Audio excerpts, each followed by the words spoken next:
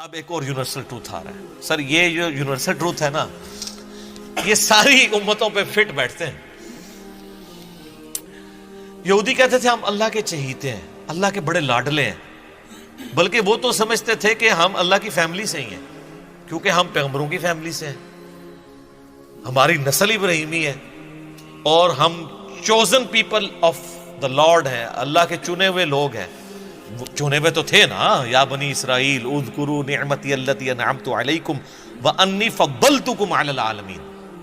لیکن chosen people تو وہ تھے جنہوں نے واقعی اس حق کو قبول کیا، ورنہ انہی چوزن پیپل میں سے پیغمبر موجود ہیں اور ان کے ساتھی بندر اور خنزیر کی شکل میں بنا دیے گئے ہیں اصحاب سبت. اصحاب سبت کون تھے؟ وہ یہودی تھے نا، جنہوں نے ہفتے کے دن کے شکار کے معاملے میں روگردانی کی تھی.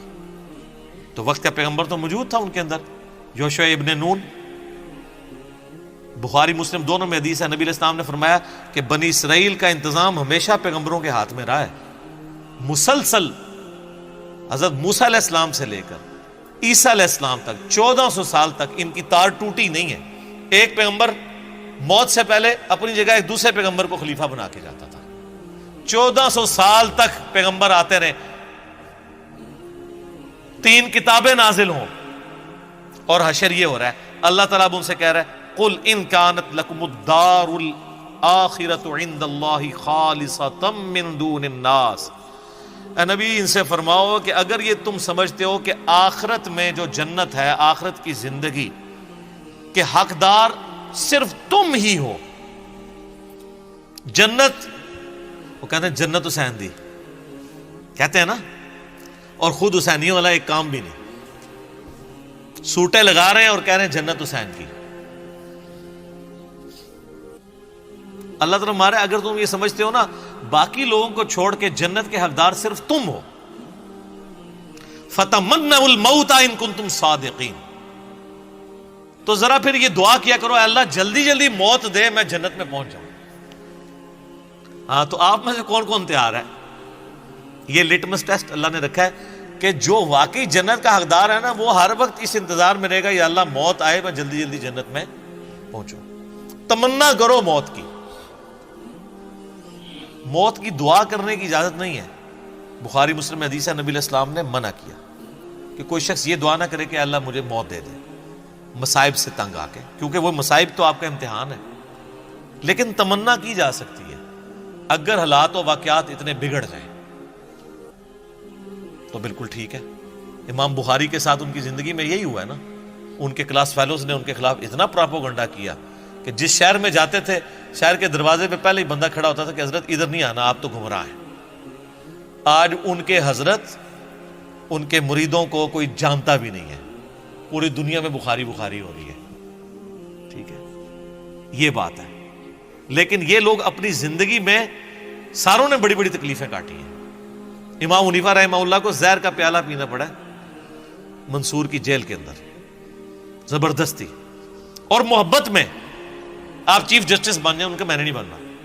ان کا اچھا آپ نہیں بن رہے تو میں آپ کو زہر دے دوں گا. وہ کہتے ہیں میں اہل ہی نہیں اس کا، اس لیے وہ کہتے تھے کہ پھر اپنی مرضی کے فتوے لیں گے یہ. تو خلیفہ منصور نے کہا کہ آپ جھوٹ بول رہے ہیں کہ آپ اس کے اہل نہیں ہیں، آپ اہل ہیں. تو انہوں نے کہا جو شخص جھوٹا ہوتا ہے تو وہ تو ویسے ہی اہل نہیں رہتا. پھکی دیتی امام حنیفہ نے بھی کہ تم انہوں اگر جھوٹا کہہ رہے ہیں تو مطلب پھر تو میں ویسے ہی اہل کوئی نہیں ہوں. اور وہ اصل میں تقیہ کر رہے تھے کہ میں اہل اس اعتبار سے نہیں ہوں کہ جو تم مجھ سے فتوے لینا چاہتے ہو نا، یہ دنیا کا کتا میں نہیں بن سکتا. جو بعد میں قاضی ابو یوسف نے جو گندے فتوے دیے ہیں، علمان والحفیظ انہی کے شاگرد تھے، اور پھر اسی بنیاد پہ تلوار کی زور کے اوپر فقہ حنفی انہوں نے پھیلا دیے. امام حنیفہ تو بیچارے جس عہدے کو قبول نہ کرنے کی وجہ سے مر گئے، ان کے شاگرد نے اسی عہدے کو قبول کر کے زبردستی حکومت وقت کی پشت پناہی کے ساتھ سارے معاملات کیے. یہ سر فرق ہے، کیونکہ ان کو نظر آ رہا تھا کہ اس کا نقصان کیا ہوگا.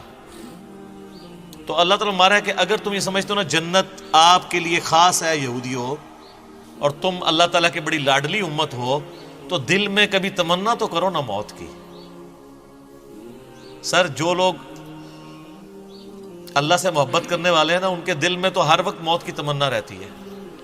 صحیح مسلم میں حدیث ہے، جو شہادت کی تمنا کے بغیر مرا وہ کفر کی شاخ پہ مرا، نفاق کی شاخ پہ مرا، منافقت کی تمنا تو موجود ہے۔ بخاری میں حدیث موجود ہے، سعد ابن معاذ کو جب تیر لگا گھٹنے میں، اب چھوٹا سا ایک زخم ہی تھا، گھٹنے میں تیر لگنے سے کوئی بندہ تو نہیں مر جاتا، ان کی مین رگ کٹ گئی تھی، پٹی کی۔ پھر انہوں نے دعا کی، اے اللہ اگر مشرکین عرب نبی علیہ السلام کے اوپر اب نہیں چڑھائی کریں گے جس طرح کہ انہوں نے بدر میں کی، احد میں کی اور آج خندق میں کی ہے، اس کے بعد اگر کوئی ایسا معاملہ نہیں ہونے والا تو اسی زخم کو میرے لیے کھول دے اور مجھے شہادت کی موت دے دے۔ یہ صحیح بخاری میں۔ تو وہ زخم ان کا جاری ہو گیا، سعد ابن معاذ کو اللہ تعالیٰ نے شہادت کی موت دے دی۔ اوس کے سردار تھے، ان کی وجہ سے پورا قبیلہ مسلمان ہوا، انہوں نے بھوک ہڑتال کر دی تھی، اسلام لے کے آئے اور ہے بڑے جنگجو ٹائپ کے تھے، اپنے قبیلے میں چلے گئے کہ میں اس وقت تک نہ کھاؤں گا نہ پیوں گا جب تک سب لوگ مسلمان نہیں ہوتے۔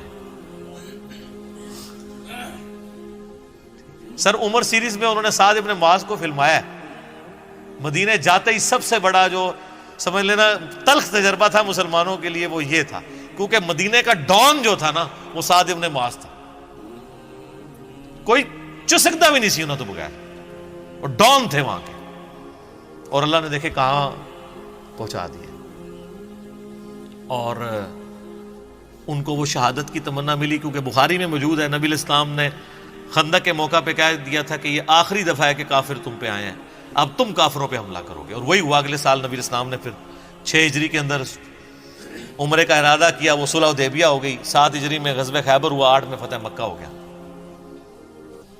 تو مومن تمنا کرتا ہے موت کی اس اعتبار سے کہ اے اللہ اگر دنیا میں میرے لیے کوئی خیر باقی نہیں ہے، میرے لیے زندگی میں امتحان ایسے آنے والے ہیں جن کو میں برداشت نہ کر کے کفر کی زندگی میں نہ چلا جاؤں، اگر اس اعتبار سے کوئی موت کی تمنا رکھتا ہے تو وہ صحابہ کی سنت ہے، شہادت کے اعتبار سے جو تمنا رکھتا ہے، کیونکہ اگر آپ تمنا ہی نہیں ہوگی شہادت کی تو آپ جنگ خاک لڑیں گے جا کے۔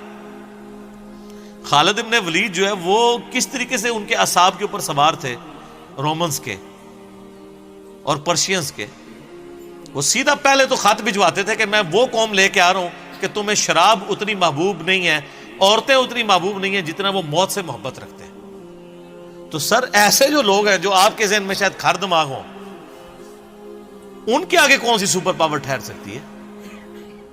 لمیٹڈ ریسورسز کے ساتھ یرموک اور قادسیہ کے اندر انہوں نے ناکو چنے چبوا دیے ان کو۔ تو اللہ تعالیٰ ہمارا یہودی ہو، اگر تمہیں یہ یقین ہے نا کہ تم جنت تمہارے لیے گارنٹیڈ ہے تو ایک دفعہ موت کی تمنا تو کرو اگر تم سچے ہو۔ اور اللہ تعالیٰ خود ہی جواب دے رہا ہے وَلَن يَتَمَنَّوْهُ أَبَدًا بِمَا قَدَّمَتْ أَيْدِيهِمْ، یہ کبھی بھی موت کی تمنا نہیں کریں گے بسبب ان اعمال کے جو انہوں نے آگے بھیجے ہوئے ہیں، ان کو پتہ ہے کہ کرتوت ہم نے کیا کیے ہوئے ہیں۔ یہاں بھی میں آپ کو بتا دوں، یہ جو لوگ بڑی بڑھ چڑھ کے تقریریں کر رہے ہوتے ہیں نا، اگر آپ سیریسلی ان سے سوال کریں نا تو ان کا پول کھل جاتا ہے۔ بڑا بڑا دعویٰ کرتے ہیں او جی موت کا ایک وقت مقرر ہے جو آنا ہے، تو یہ 10 باڈی گارڈ کیوں رکھے ہوئے ساتھ؟ حالت یہ ہوتی ہے کہ بس وہ ٹائلٹ بغیر باڈی گارڈ کے جا رہے ہوتے ہیں، باقی ساری ایکٹیویٹیز اس طریقے سے کر رہے ہوتے ہیں،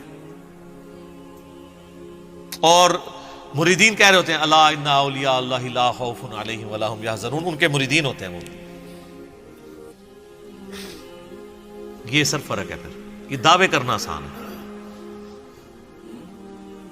یا دعویٰ نہ کریں۔ باڈی گارڈ رکھنا کوئی بری چیز نہیں ہے، نبی علیہ السلام نے بھی رکھے ہیں۔ ہاں جب وہ آیت نازل ہوئی سورۃ المائدہ کی،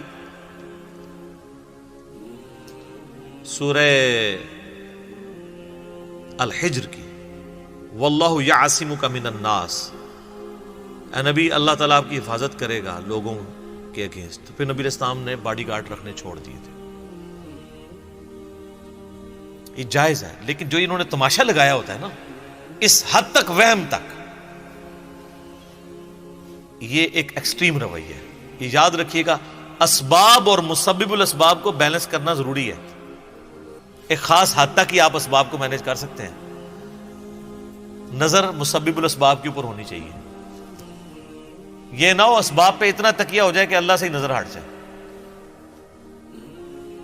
پھر انسان کے پلے کوئی شے نہیں رہتی. اللہ فرماتا ہے کبھی بھی یہ موت کی تمنا نہیں کریں گے. جو انہوں نے کرتوت آگے بھیجے ان کو پتہ ہے کہ ہماری پھینٹی لگنی آگے.